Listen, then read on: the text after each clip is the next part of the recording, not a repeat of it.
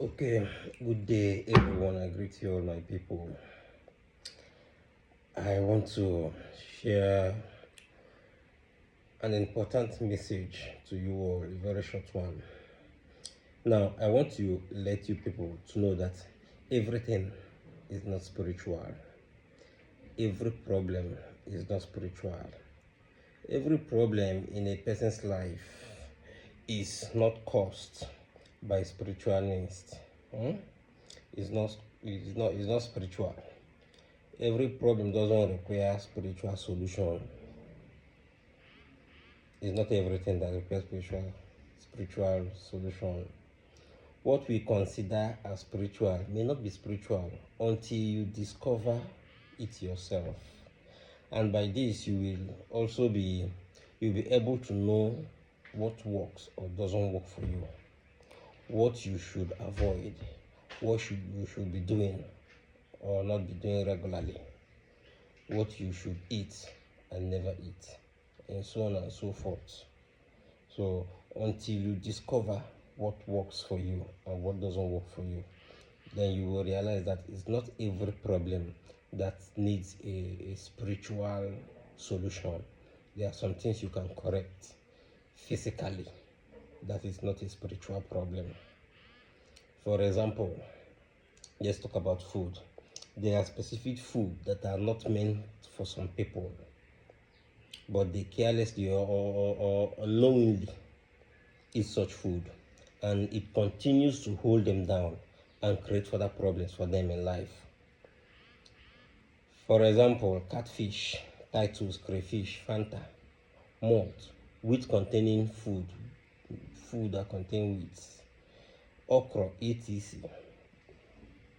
are not good for some people, but they love eating it and it brings them down unknowingly. It's not everything that you eat. Let me still give another instance in this for okay, let me use in Nigeria, for example, Asaba Delta State, for example. If you are a resident in Asaba Delta State and you do water sacrifice, you do good for their water, you go to their water to do water sacrifice in their water and seek for blessings, you should avoid eating ogbono. You should avoid eating ogbono. No, it's not every spiritualist that will tell you this. If you're a resident of Asaba Delta State and you go to their water to pray for blessings, to pray for mercy, to pray for breakthrough, you should avoid eating ogbono, because that river that you are going to pray, that river that you used to go to pray, that river that you go to seek for blessings, to seek for mercy, to pray for breakthrough, that river that you're going, the goddess of that river forbids ogbono. So if you want the blessing of that goddess, you should avoid what the goddess avoids. The goddess doesn't eat ogbono. They forbid ogbono. So you too should avoid it. You can't be there seeking for blessing. You can't be in that land seeking for blessing and you're eating what they forbid. This is just an example. There are other places in Africa at large, other parts of the countries and other states and other provinces and villages that have things that they forbid.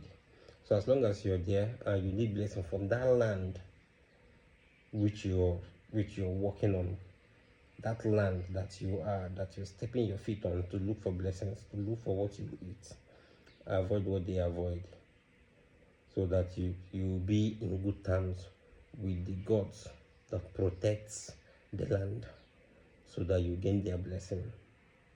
You understand? So I just use this one as an example. So mind what you eat and the place you are. Mind what you eat wherever you are. If you are not a resident of the place, if you're in a place where they forbid something, forbid that thing that they are forbidding. As long as you're making use of, you step your feet on their land, praying and looking for blessings forbid what the gods of that land forbids, so that the gods will find favor in you and give you that favor. That is one. Let's talk about haircuts. Specific haircuts like keeping much hair on your head as a man or plaiting colored hair as a woman may not agree with your chi, with your aura, with your spiritual guides.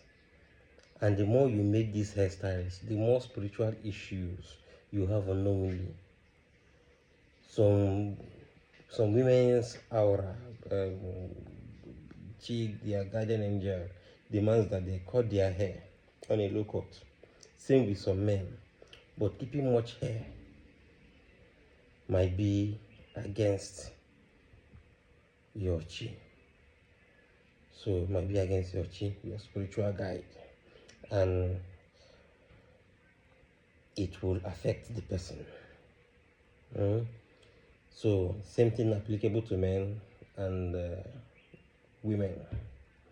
But keeping much hair here could bring untold problems to one's life if your spiritual guide, your chi, your aura wants you to be keeping a low cut and you're keeping hair.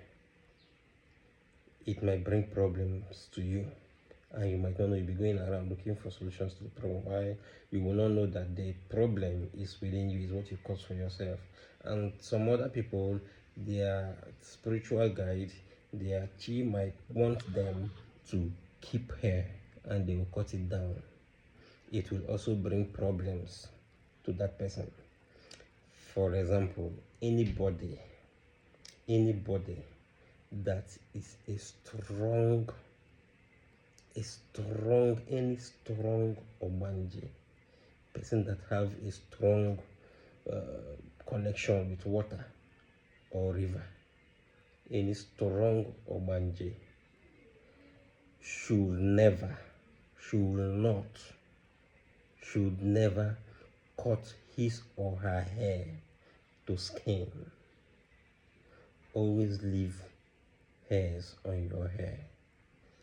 Every strong Ogbani, well, it's just natural that today you can never see a strong Ogbanje that is on skin cut, whether man or woman. You can never see anybody, any strong Ogbanje that you see that is on skin cut. That person, check that person properly. That person will be mentally unstable. That person will be mentally unstable. Check, quote me wrong. Any strong Ogbanje, that spirit doesn't let them cut their hair to skin. Whenever they start cutting their hair to skin, they keep having problems. But when they keep hair, they will see changes in their life. So check yourself and know who you are, and know if you are supposed to barb your skin low cut, barb it skin cut, or keep hair. Check your out and know the one that works for you. This is very important. They won't teach you this in school. They won't teach you in church, and not every spiritualist will tell you this, but this is the truth. Okay. Then the next thing we're going to talk about is clothes. Specific colors of clothes that we wear used to be our problem. If you are connected to water goddess, or you are a mariner, or you are using water elements, red and black colors are purely a taboo for you.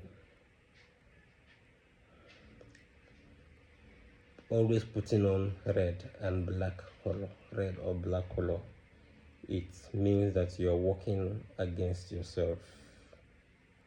So if you have connection to water or to the river goddess, your element is water, or you spiritually you have a strong connection to water, or your water element, avoid putting on red or black. Always avoid it. It's a big taboo for you. If you're only connected to water, your color, always put on white. you can put on blue. White and blue is perfect color for you. So some kind of colors of clothes that we wear used to be our problem. So be mindful of the color of clothes that you wear. So this is it. So what you need to know is what works for you, what you can eat or wear, what type of work agrees with your spiritual aura, with your God, your ancestors. Some people should not work under anyone, no matter how attractive the salary may appear. Some are expected to do their own business or set up their own workplace. If yours dictates that you should not work under anyone and you are working under someone, you may end up not getting anything in life as a result. Even if you get paid heavily, you won't do anything tangible with that money. It's not everybody that will work under somebody and earn salary. That is why some people don't keep a job. They keep having problems. They will get a job today, tomorrow they'll have issues, they will leave the job. Tomorrow they'll get another job, they'll have issues, they'll leave the job. Tomorrow they'll get another job, they will have issues, they will leave the job. They keep passing through one problem or another when it comes to employment.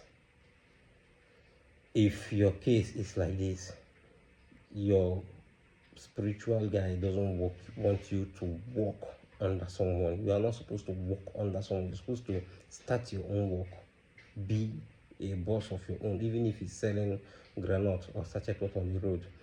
But don't be under somebody working, earning salary.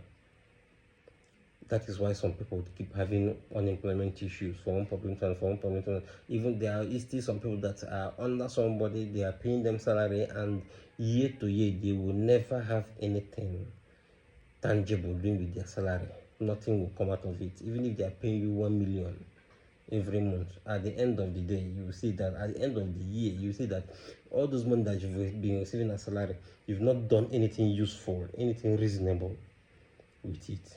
It means that your spiritual guide is against you working under somebody. So that is it. So failure to know and live your life along the lines of your spirituality is a deliberate way of drawing yourself backwards. Failure to know yourself and live the life that is in line with your spiritual guides is drawing yourself backwards. That's one thing you should know. Your chi, that's your God, your spiritual head, your aura, that determines your destiny, guidance angel, and purpose in life. They know what you're supposed to do, what you're supposed to be. So always do consultations to know what works for you, what will work for you, and work according to those things. If you are working against your chi, your aura, your spiritual guide, no amount of spiritual thing that will work for you, no matter how effective it is. That's why some people keep going from one native doctor to another. They say this one is fake, this one is fake, this one is fake, this one is fake, because you have failed to do things that are in line with your spiritual guide and your ancestors. You have refused to do things that is in line with them. That's why no spiritual, no matter how powerful the native doctor is, they might give you. It will work for them, but it might not work for you, because you are not doing things in line with your ancestors, your spiritual guides. Discover yourself, so you don't think everything in life is spiritual problem. Don't waste your time in life. Discover yourself, know what works for you and what doesn't work for you, and avoid things that doesn't work for you and things you're not supposed to do. Avoid them. Mind what you eat. In any land that you are in, find out if you're a spiritual person, find out what the land forbids and avoid it. The gods of the land, find out what it forbids and avoid it, so that you don't bring cause and problem upon yourself by yourself. So this is my message to you all. Know what works for you. Find out, examine yourself, examine your life, and know what works for you. Find yourself, discover yourself, know who you are, know what works for you, know things you're supposed to do and things you're not supposed to be doing. This is my message for you all. May God bless you all. May the universe protect you all and provide for all of you. Yagazie.